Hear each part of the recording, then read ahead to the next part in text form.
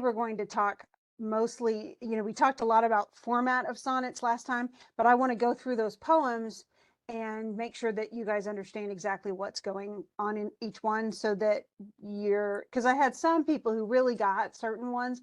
And what's funny too is a lot of people had different favorites, because I say which one sounds the most natural, which sounds the most artificial, which one did you like best and stuff like that. And everybody had totally different answers. And so some people, their favorite poem was somebody else's least favorite poem. So it's really funny. And it's good. I mean, that's the nature of things anyway. I don't know if you've ever done this where someone or several people recommend a book to you and then you read it and you go, it's not very good. Or Yeah, you love a book and other people say that, like, it's okay. yeah, I've had that happen. So, and that's normal. We have different opinions, and actually that's supposed to happen. I think that's one reason all of this is, hopefully you're not going to love everything necessarily, but all I can do is hope that you're going to find something you like. And that's really kind of the point too. But we talked a little bit about Sidney last time, just the fact that he wrote love sonnets to a real person and then really married her, which is a rare thing. But he was writing at the same, Sir Philip Sidney was just a little bit younger, or he wrote just a little earlier than Shakespeare. So they were contemporaries in the Renaissance. And a lot of people found his poem to be one of the more artificial sounding or something like that. But they even said, a lot of it was between him and Shakespeare. It was just because some of the words were more archaic too. And so like the even words like feign, we don't use that, So um and even things like the phrasing and pity, grace, obtain. We don't normally talk like that. So there are going to be some of those things that go on. But for the most part, I'm just mainly going to look at meaning now that we've played around with the sound of it and the structure and everything else. I'm just going to look mostly at what do these things mean. And some of it does involve a little bit of translation. So I'm going to start with the two oldest poems and then I'll move forward. So we'll do the harder stuff first, the Sir Philip Sidney and the Shakespeare. But Shakespeare's helped in that the poem we have is one that he has that is very famous. So that actually helps because so many different people have it's there's a knowledge base behind it that makes it really easy to see. Plus he uses very specific images and those are helpful. So Sir Philip Sidney's though is not just a bunch of imagery. He's really trying to express what he's feeling. So he says, essentially, loving in truth and feign in verse my love to show. That just means I do truly love somebody. So this isn't fake love. This is real love.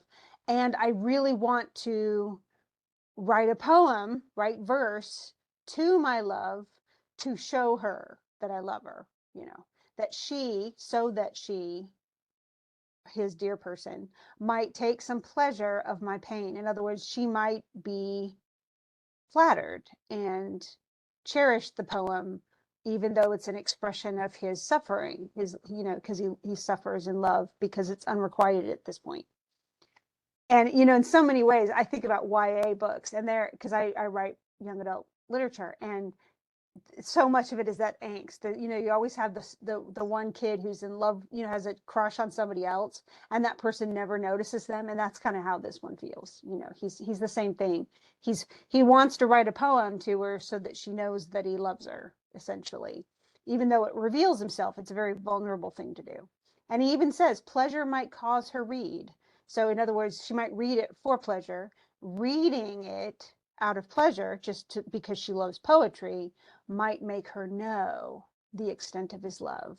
Knowledge, knowing that he loves her, might win pity from her. In other words, she might pity him or have some, it's not really pity, like, oh, you poor thing. It's more like empathy or sympathy, that she understands his feelings and um, cares about them, that cares that he's suffering.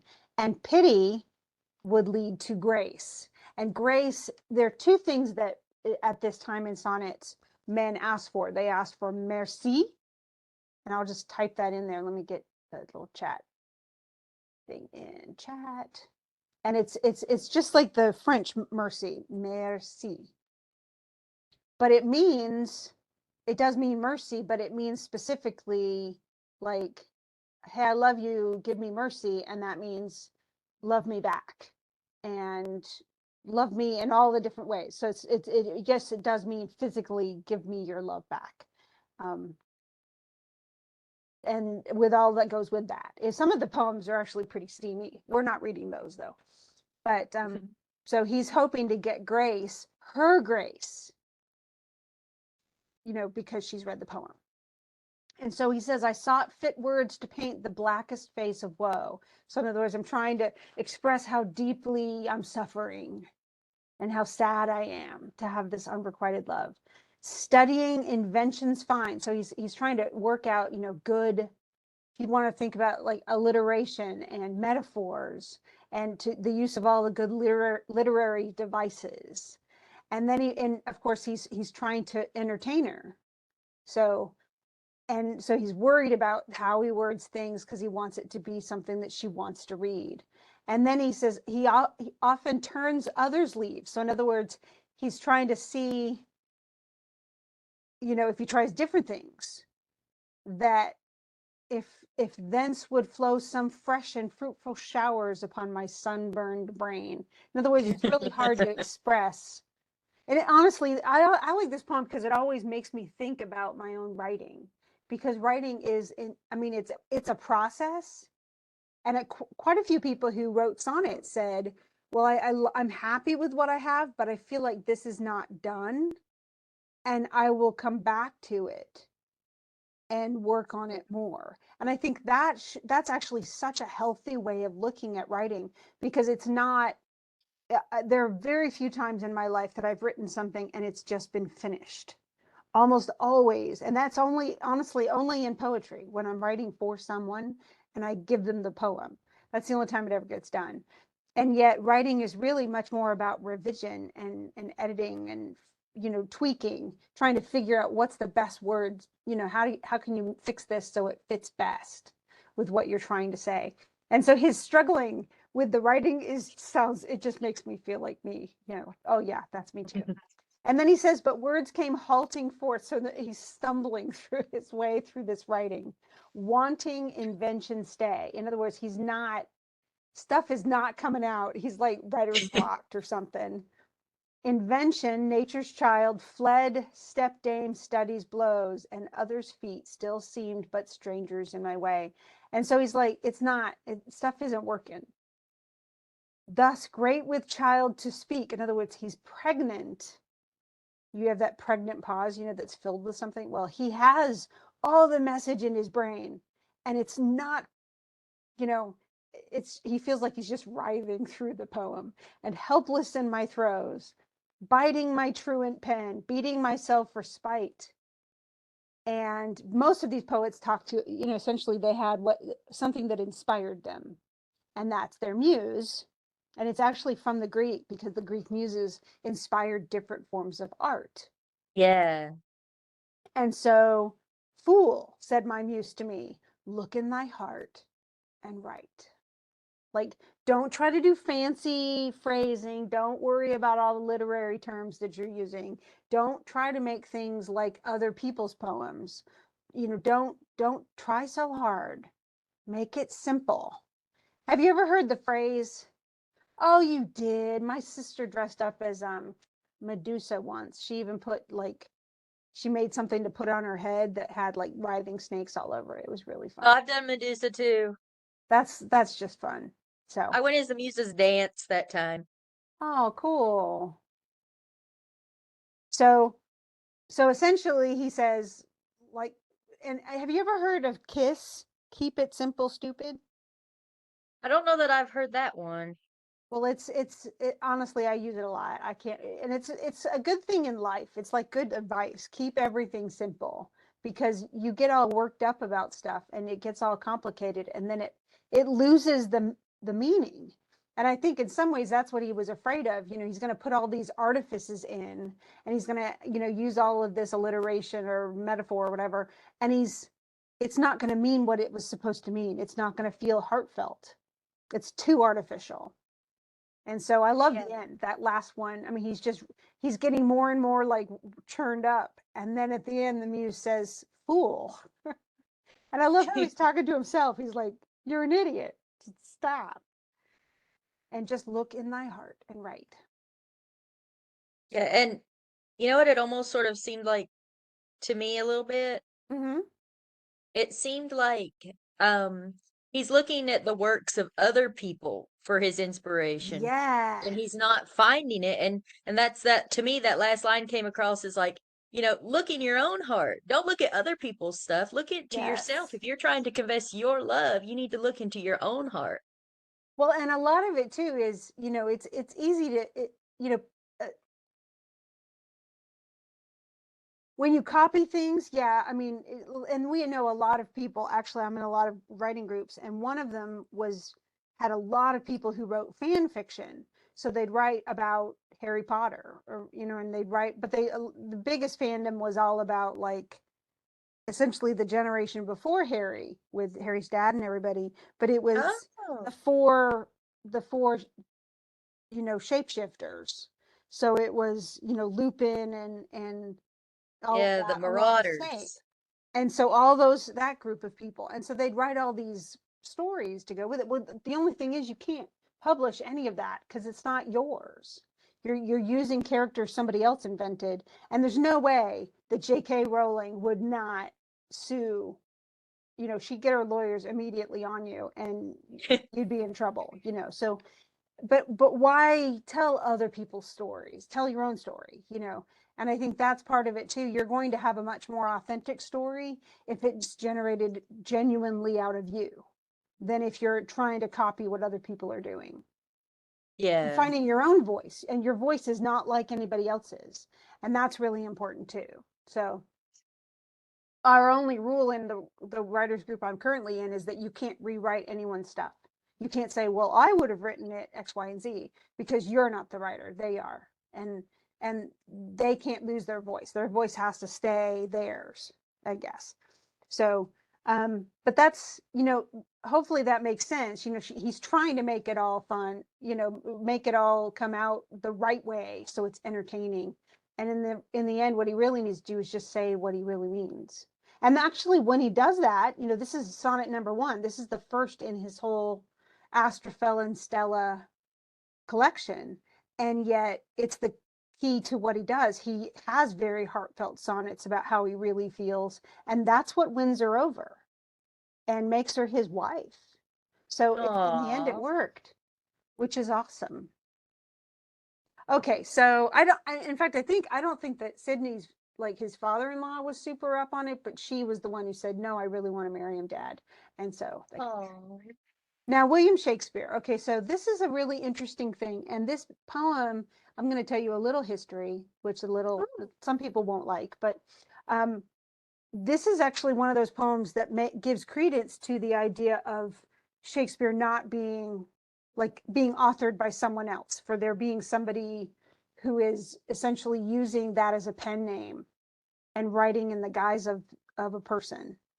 Um, Really? because this was published, the collection of sonnets that Shakespeare published was published when William Shakespeare of Stratford was 25 years old, and he had only come to London like a few years prior to this being published, this whole collection.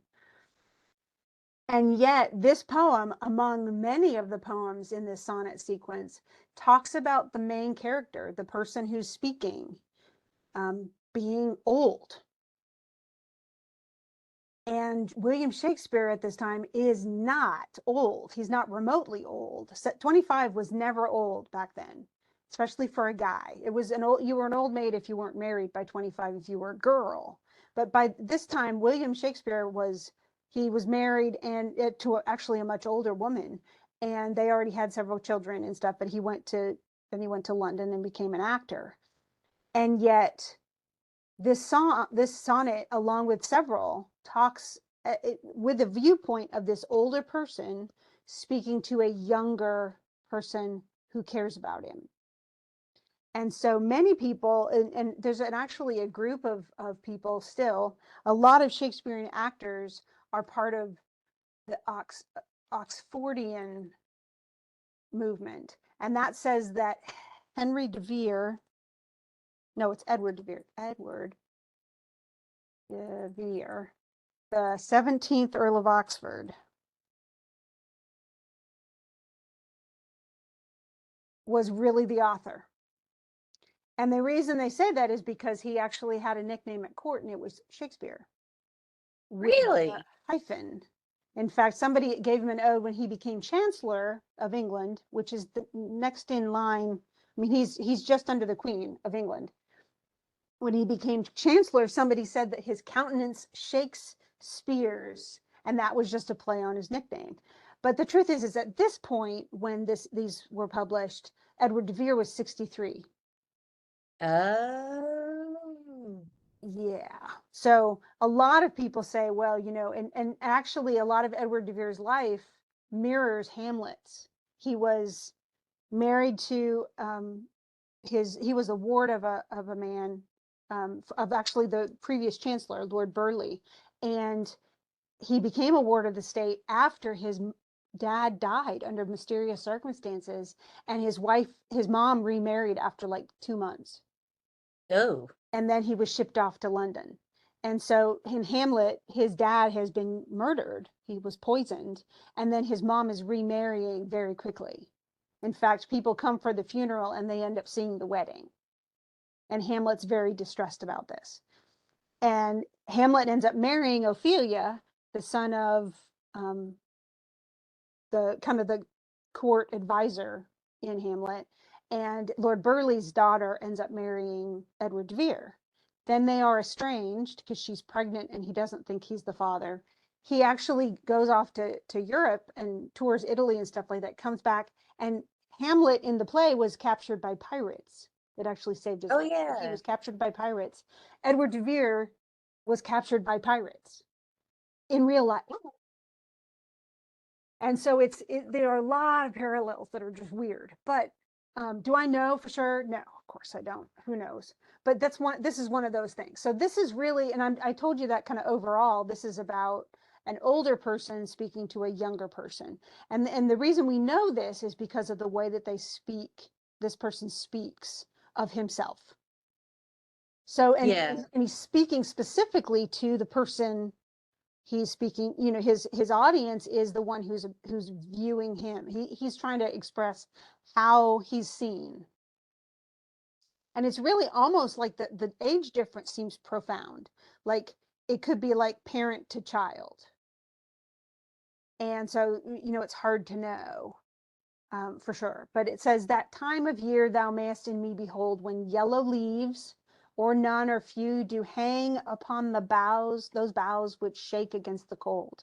So of course we've got this image of almost bare or bare branches. So we have some yellow leaves, or none or few, hanging on branches of a tree, shaking against the cold. So that suggests what? Autumn, Yeah, soon to die and yeah, things like. late autumn probably, because we have yellow leaves, but then some trees don't have anything on them. Bare rue inquires where late the sweet birds sing. So the sweet birds are even gone. They were singing on them, but now they're all gone. And so that's one. So we have kind of autumn. Then, and that's one metaphor. Then in me thou seest the twilight of such day as after sunset fadeth in the west. So that means it's past sunset. The sun's already gone down. Now we have that kind of weird blue sky that's not really totally dark, but it's not light. Here in Valdosta, it's going to be purpley pink, but Valdosta's, it's got the most beautiful sunsets. It But then it says, does. which by and by black night doth take away, death's second self that seals up all in rest. So in other words, it is really twilight. It's that moment when it's about to be nighttime. And he even says, he uses that metaphor and makes it clear it's death's second self. that seals up all unrest. So you're seeing in me that end of day, just to the point where it's almost over and I'm almost dead. So this is definitely elderly. And then it says, in me, thou seest the glowing of such fire that on the ashes of his youth doth lie, as the deathbed whereon it must expire, consumed with that which it was nourished by. So in other words, the ashes are so heaped up so high around the fire that they're going to smother the fire. So it's definitely the fire towards the end. It's just got those burning embers, and it's the ashes have really built up. You know how it gets. But it's essentially, it's not this burning, high fire with new logs or something. No, it's at the end, and the fire will soon go out.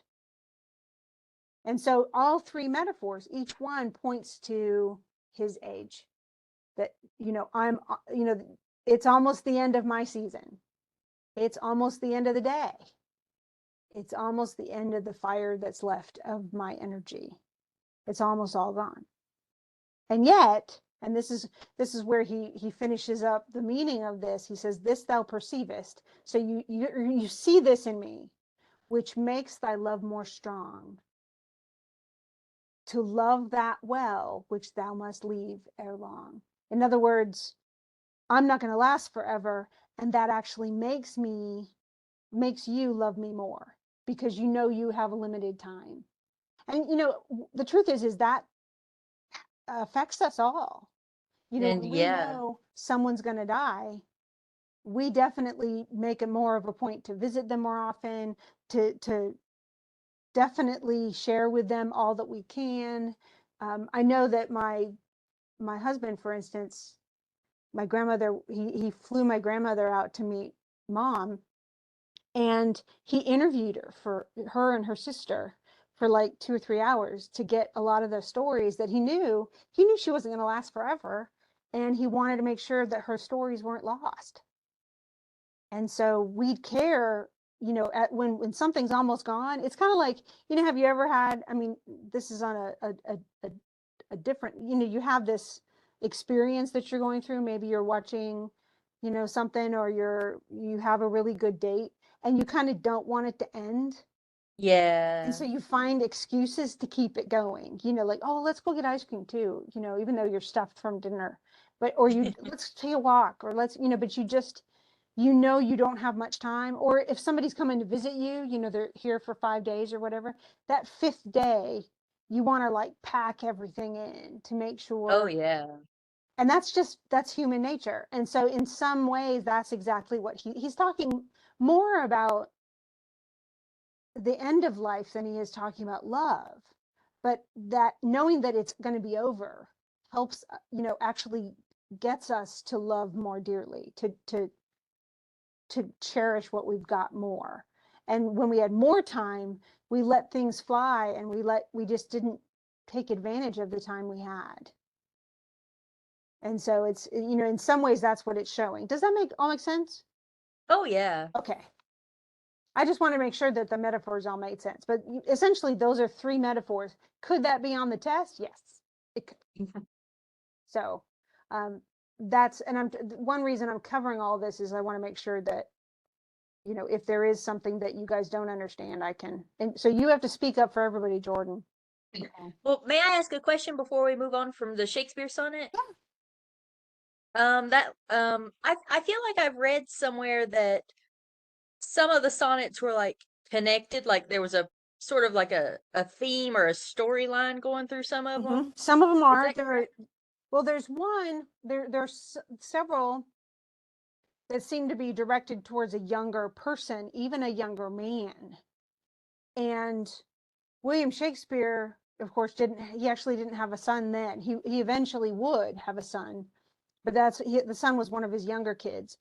But Edward de Vere did have a son, and he was like in his 20s. He was about the same age as William Shakespeare when Oh. these were written. And then all of the sonnets were dedicated to the Earl of Southampton, Well, and everybody, all this time people are like, oh, well, he was a donor. He was, he was a patron of the arts, blah, blah, blah. Well, he was Edward de Vere's best friend. They were both Really? lords under Lord Burleigh. And so they actually grew up together and were both raised in the same household. That's And amazing. so it's those kinds of, it's funny. I was a freshman in college actually when I watched a Nova episode on PBS years and years and years ago, like in the late 80s. And it's called the Shakespeare Mystery. And I thought, they said, but did Shakespeare actually write his own stuff? And I'm like, oh, that's a crock. I was already a huge Shakespeare fan because I was a total nerd. But I said, that's ridiculous, blah, blah, blah. And then by the end of an hour, literally 1 hour of watching PBS, I went, wait a second. Could it be true? Is it possible? I don't know. And there's actually a movie. It made me sad when it came out because it meant couldn't write the movie. But there's a movie called Anonymous, and it has. I'm trying to think of who the actor is how you would know the guy. He was in, I think, Pan, like Peter Pan or something. He played the Captain Hook, but he plays Edward de Vere in this, and it's as if it's essentially covering the same time period, but with the point of view that Edward de Vere wrote the plays and poems. Cool. And so it's not the best movie. I'm not going to say it's fantastic. There are things I would definitely have written differently, but it makes there are so many different elements of it that just make so much sense. And it also really captures for me the feeling of writing a play and then seeing other people perform it and seeing how the audience reacts to it, because I had exactly the same feeling when I wrote a children's play actually, and then our community theater put it on. It was just astonishing just to hear people laugh where you made Oh, something funny. You're like, oh my gosh, it actually was funny, because you just don't know until you get in there. And I've, so it really captured that, and the high that comes from that, I guess, because I totally get it. And plays are one of those immediate things because you're not busy trying to, I'm not in the middle of writing. I've already written it. Other people are speaking it, but I get to really see how it affects people. And that's cool. It's one of those things. I really need to write more plays and get them out and do stuff with them. I haven't written plays much lately. I've mostly done novels. So, well, that's cool. but yeah, and there's also a Dark Lady of the sonnets. So he has a lot of sonnets that go to somebody who had black hair. That's all we know based upon, but we have no idea who it was or what she represented or anything. We just don't know. So there are a lot of mysteries around Shakespeare anyway. There's so much we just don't know about. There's almost nothing as far as public record about who he was or what he did or anything. So, even as a young man, when he was playing as an actor, he almost always played the older figures. He played Hamlet's father, the ghost.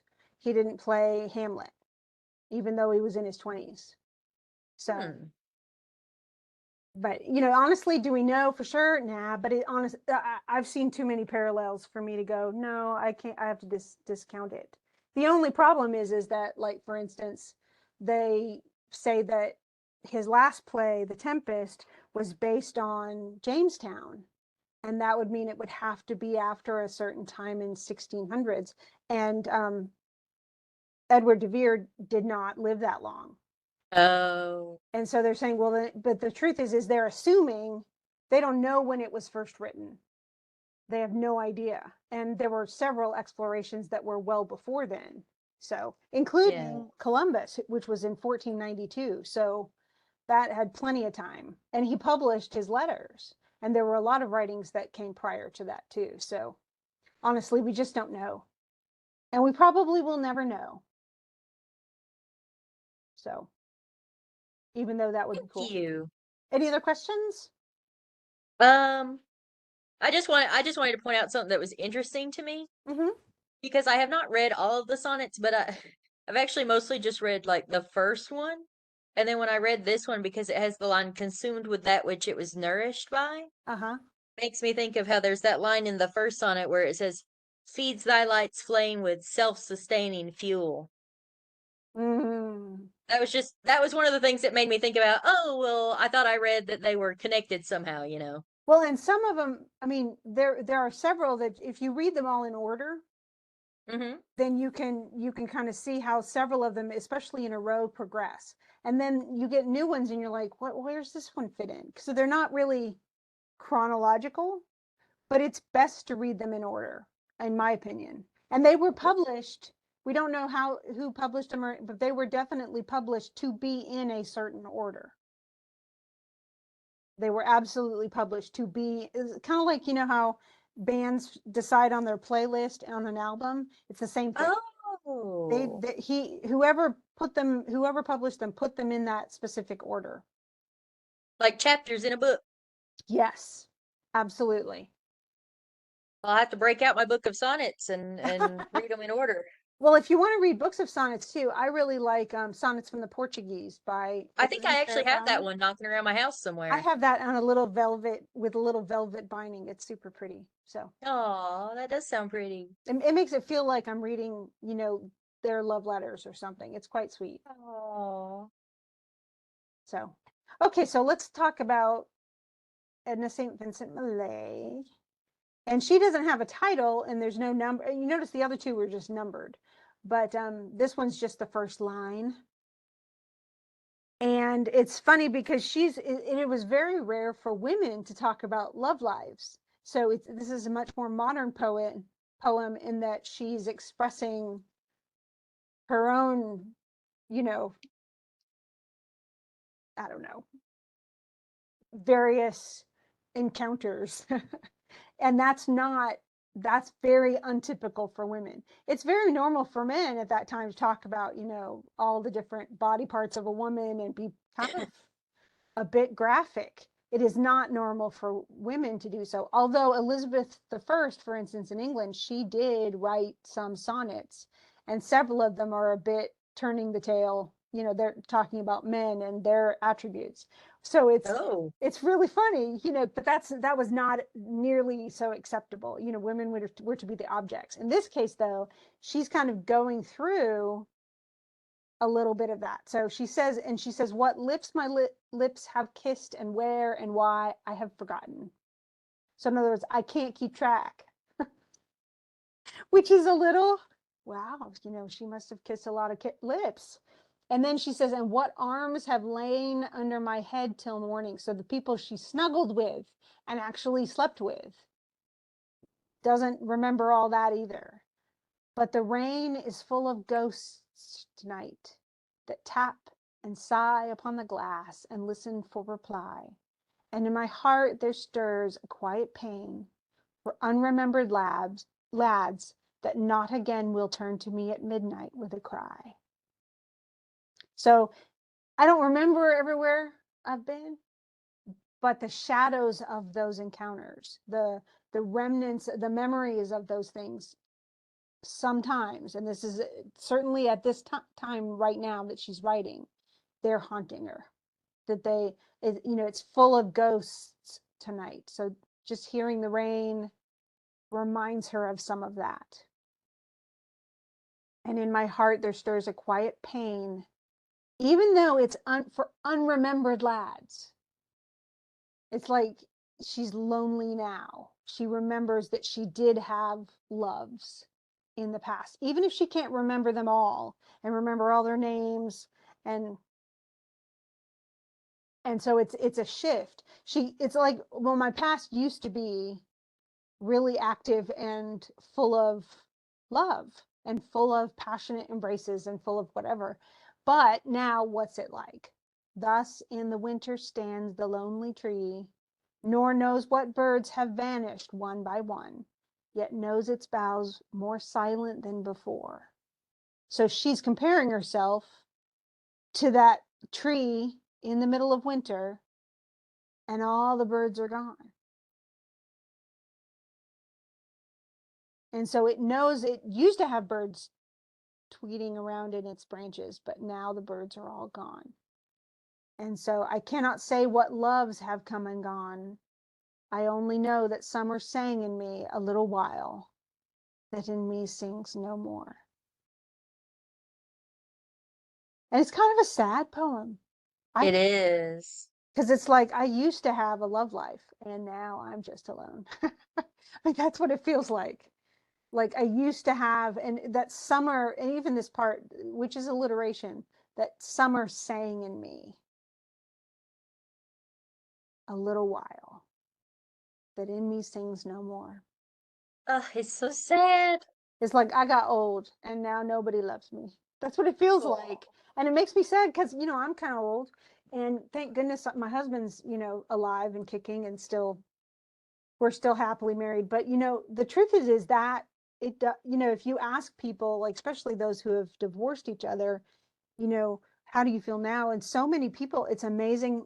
Honestly, okay, I know this is goofy and it's totally pop culture, but my husband loves Bachelor and Bachelorette, and we're watching Golden Bachelor, the one with the old guy who's like 71 or something. And all the women are talking, and they're just like, it has been so long since I feel like anyone just sat down and talked to me, since I felt like anybody really noticed me. It's been so long since I've ever, since I've kissed someone, things like that. And it's amazing. What strikes me more than anything else is how lonely all these people are. And that's just so sad. It Like, is. why do we think that, all this kind of passionate love stuff is supposed to stop at some point, and we're just not supposed to want it anymore? That's so sad. And you think about how many people, if you've lost your spouse or your significant other, how lonely that is.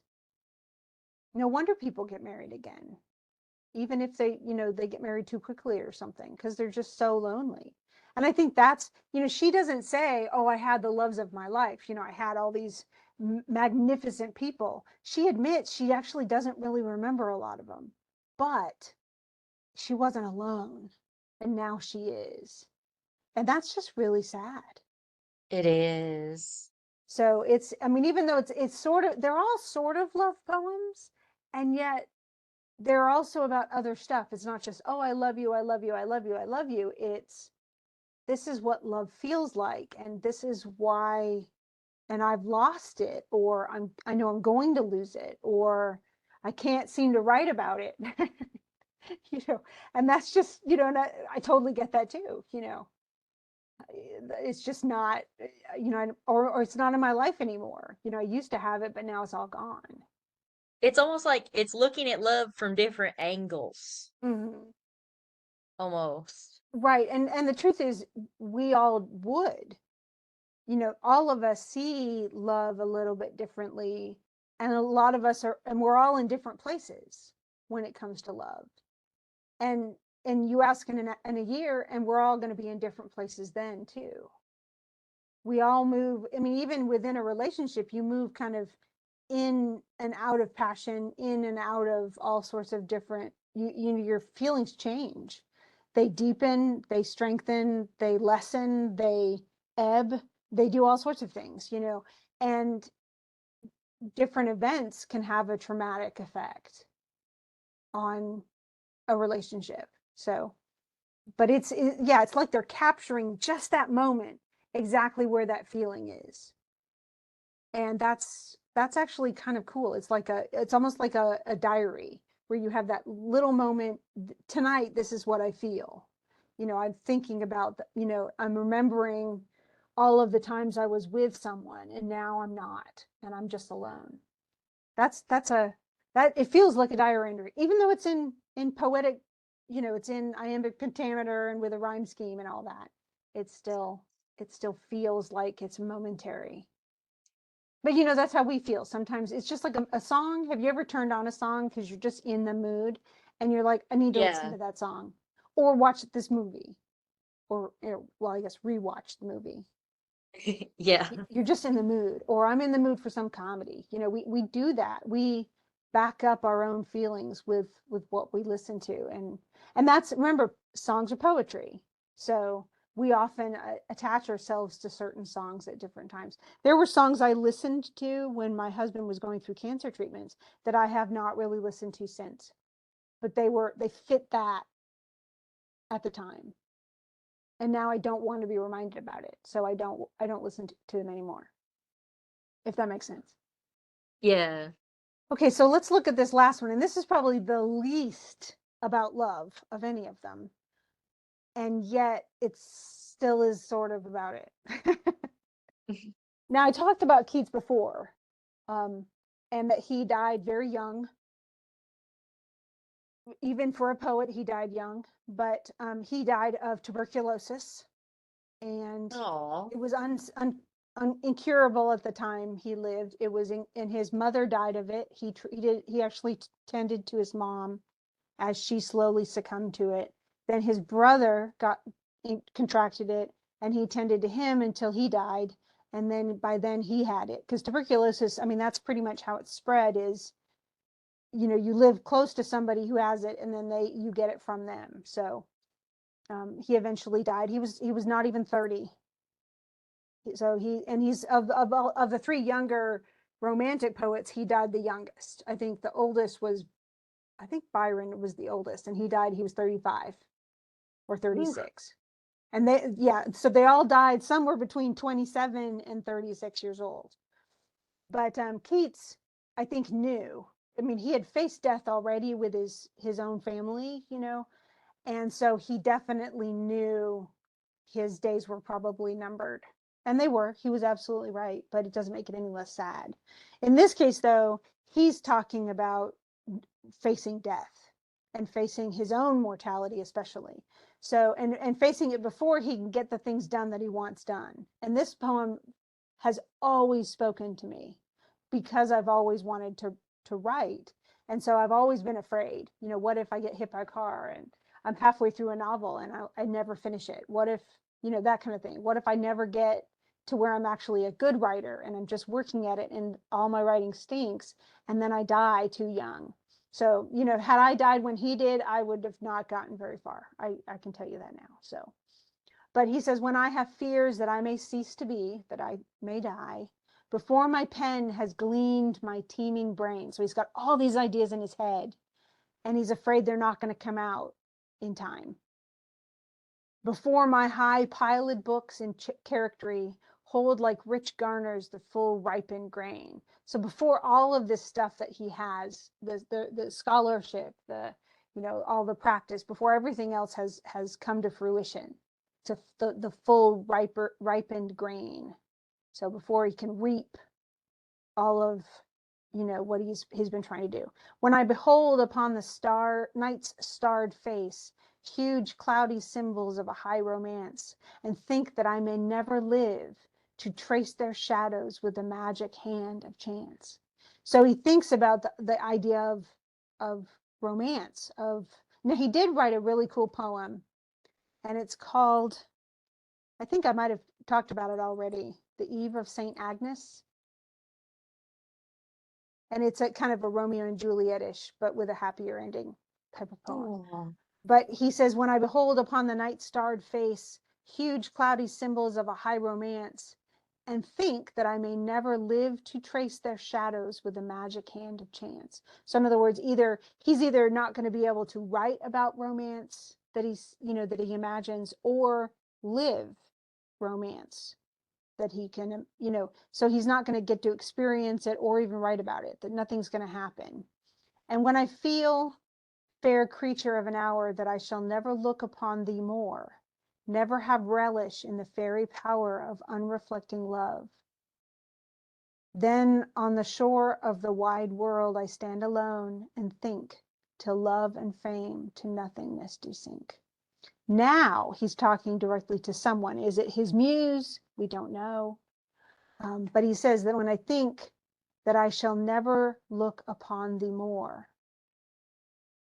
never have relish in the fairy power of unreflecting love. So just giving yourself to passion and love, and not worrying about it, not analyzing it, but just feeling it.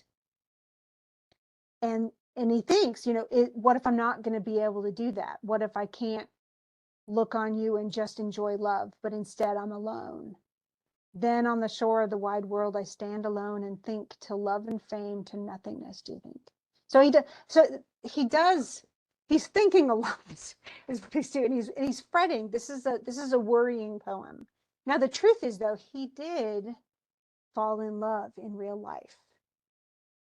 There's a movie, and it's called Bright Star, and it's about the woman who met him.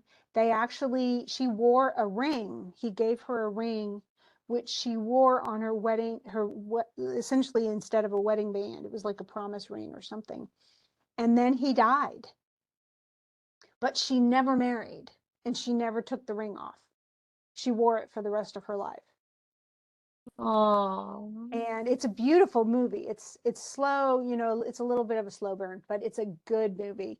My husband, just on a fluke, he saw that it said the word Keats in it, and he knew I like poetry. So he rented it for me, like through Redbox or something. But the truth is it talks about the fact that, even when that's all you get this, this short amount of time that love can carry you through. And it did her for the rest of her life. And yet that loss is so sad, that they weren't able to that he couldn't be well. And he actually went to Italy to try to recover, try to get better, and he died in Italy. So she never saw him again. And it's just sad. But it's a beautiful, I mean, costumes of course are cool. I love historic movies for that reason. I love the costume dramas, but it's just really, the whole idea of that struggle, that you want to be able to express, get where you want to be in your art, in your craft of writing, like he wants to do. But it's also the whole idea of missing out, not just on being able to write the things you want to write, but on living and really living as a human being to your fullest extent. And that he never got to do that. He got to get close, but they never were able to even get married. And so that's, and then he died. It's kind of sad. Okay, so I've just depressed everybody. I don't know that I'll go on. Do you want to try to tackle one more? Sure. Or let's see, where are we? I'll just keep moving things around until I can. Okay, so let's do Sylvia Plath's. Now, Sylvia Plath has a very sad story.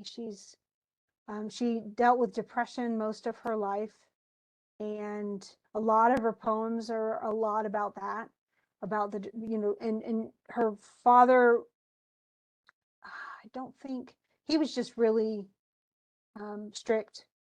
She claims, I mean, her poetry, you'd think, well, he was abusive, she was frightened of him, but we don't know for sure. We do know that she separated from her husband at some point. He had the children, and she ended up turning the gas stove on and committing suicide. So one of her poems is essentially about this light that she was going to go become part of and be burned up in the flame and stuff. And it was found after she had died. So it was not, a lot of people see it as kind of her goodbye poem type thing, but it's really sad. She was not old. She was just, she barely become a parent. She had two little kids that really her husband mostly cared for, but she never could get a hold of her depression. And I think that's probably the biggest issue. But let's look at what this one talks about. And see what images we can find in this one particularly. So she says, today we move in jade and cease with garnet amid the ticking jeweled clocks that mark our years. Now, obviously that probably, you're like, what does that even move? But It makes like, me think of a stoplight. yeah, and we're caught up in that technology type stuff and the ticking jeweled clocks that mark our years. So everything is synchronized. We're told when to go and when to stop. And it's a beautiful way of expressing it, with jade and garnet. And it seems luxurious too. She even says the ticking jeweled clocks, not ticking clocks. But it's beautiful, and yet it's all kind of sectioning off everything that we do. So time is ticking. Death comes in a casual steel car, yet we vaunt our days in neon and scorn the dark. And so instead of, it's funny because typically death is seen in a big black carriage. I don't know if you ever saw the animated Christmas Carol, where death actually, you know, the third ghost of the three that visit Ebenezer Scrooge is often seen to be just, well, he's just death. And he has a scythe, and he wears this big black robe, and he rides around in a big black carriage. And that was typical. In fact, there's even an Emily Dickinson poem that it's called Because Could Not Stop for Death. And I think it's probably on our listing. I've probably put it in here to read. But if not, she actually talks about, it says, because I could not stop for death, he kindly stopped for me. And he actually stops at her house and says, come on, let's go, and then she rides around in his carriage, and she goes through this thing where she looks through her life. She goes through and watches the video of her life from when she was a little bitty kid, and then all the way to where she goes to her grave. And that's how the poem ends. But it's actually really soft and gentle. It's not like a scary poem. In this case, though, she's just saying death isn't coming in a carriage. He comes in a casual steel car. Yet we're distracted. We vaunt our days in neon and scorn the dark. So we light up our, she's obviously talking about living like in a city where everything is lit up at night, and we're not thinking about death either. So we're not thinking about the fact that our lives are limited. But outside the diabolic steel of this most plastic windowed city. So we're in, we in this really this place of our own construction. We made the buildings and even the plastic windows, which is really an interesting image. She says, but outside of it, I can hear the lone wind raving in the gutter, his voice crying exclusion in my ear. And that's something separating her from the rest of the human population. So everybody else seems distracted and just kind of going along their things, not really thinking about anything. She is. She can hear that lone wind raving in the gutter. So cry for the pagan girl left picking olives beside a sun-blue sea, and mourn the flagon raised to toast 1,000 kings, for all gives sorrow. Weep for the legendary dragon. And in a way, this is going, now we were set in this big fancy city, and yet now she essentially says, we're distracting ourselves with all this other stuff, but time is moving on us just as it's moving on people in other places in the past, even in lore. So she goes back, she's talking about the pagan girl left picking olives beside a sun-blue sea. So she's not in the city, this pagan girl. But it says, and mourn the flagon raised, that's like a flagon of wine. Again, that's in the past. We don't use that word anymore. Raised to toast 1,000 kings. So again, those are all in the past, in history. For all give sorrow. So all of those kings have died. The pagan girl picking olives has died. And it even says, weep for the legendary dragon. We don't know which dragon she's talking about. But then it says, time is a great machine of iron bars that drains eternally the milk of stars. And so we can distract ourselves with stuff, and yet just our world, just like these other worlds, is going to die. We're still destined for the same things. We haven't made ourselves immortal. And time is that great machine. She sees it almost as mechanical, which even more aligns itself with where they live. The casual steel car, the steel of the city, the lights, the red and green lights, it's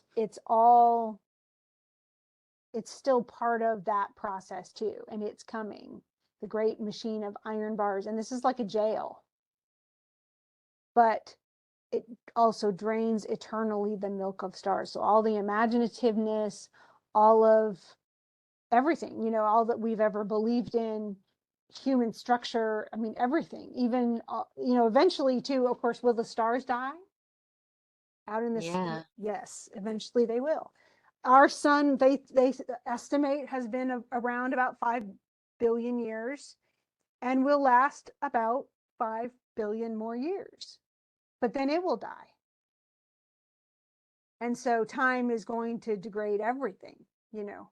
But what's most interesting about this is she is talking about death, you know, essentially time is ticking, and it's the clock's ticking for all of us, and yet the images are so different from what, you know, we may see, at least in historical poems. You know, obviously they didn't have the big steel buildings with plastic windows or anything, although most windows really aren't made of plastic. Maybe she's talking about like plexiglass or something, I don't know. But it's still, you know, even though times have changed, our life is so much more modern. It's time hasn't, and it won't. And that's, I mean, it's pretty depressing. I don't know why I ended with this one. I really need to not do that. I'm like, dang it. You know, I guess I like Keats's, it feels less depressing, even though I know, I mean, both of these poor people did not live long lives, but, and I don't know that, I don't think Keats was depressed in his life. I think he was, you know, but Sylvia Plath definitely was, poor thing, which is sad. Do you have any questions? Any? I think I'm good. Okay, so I will probably talk about that last sonnet at the beginning of the hour at 4, and then we'll talk. I'll have some other sonnets just anonymously popped up so that we can look at some of the ones that people turned in. Okay? Ooh, that sounds exciting. Yeah, it'll be fun. So, see you later. Okay, thanks, Jordan. Bye. Bye.